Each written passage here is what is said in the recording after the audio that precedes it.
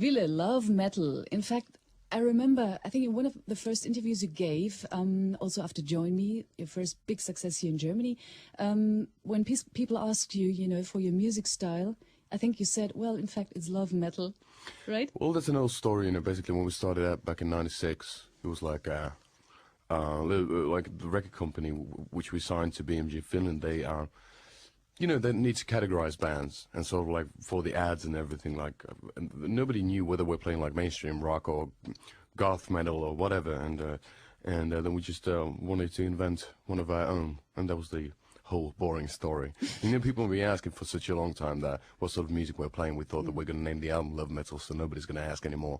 But you just did, so. No, I'm not asking for your music. Well, it was just for the album title. Exactly, but still asking what, no, because what's the story behind it. You could have started. No, you could have started with your first album with Love Metal. Exactly, but you know, when you're really immersed in your work, you normally don't see the forest from the trees.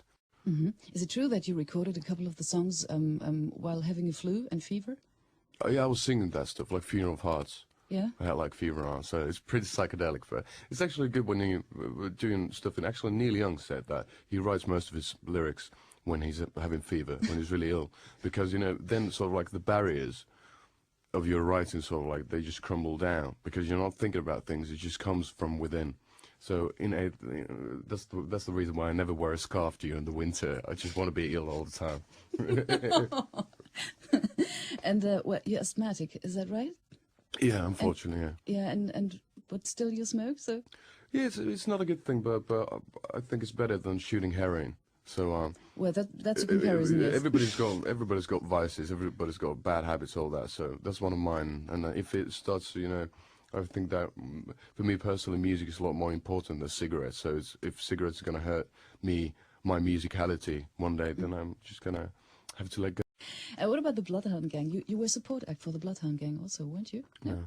No? Or We're playing a was couple of festivals and stuff like or that. Or like that, together? Yeah, right. We just met. Pardon? We just met. Okay. But is it true that they like making jokes about him? That's what I heard. Well, probably, you know, we're making jokes about them, you know. But Jimmy is a great guy, and it's cool that when you do your job, sort of like when you write songs, you do that seriously, but you don't take yourself seriously. Mm-hmm. You know, if I write a good song and it happens to be in top 10 or whatever, it doesn't make me sort of like a wiser man or a, you know, more whatever. It's not more, it's the same, it's just a matter of looks. So it's cool, you know, cool to make, you know, we're cracking jokes about everything and everybody all the time. Mm-hmm.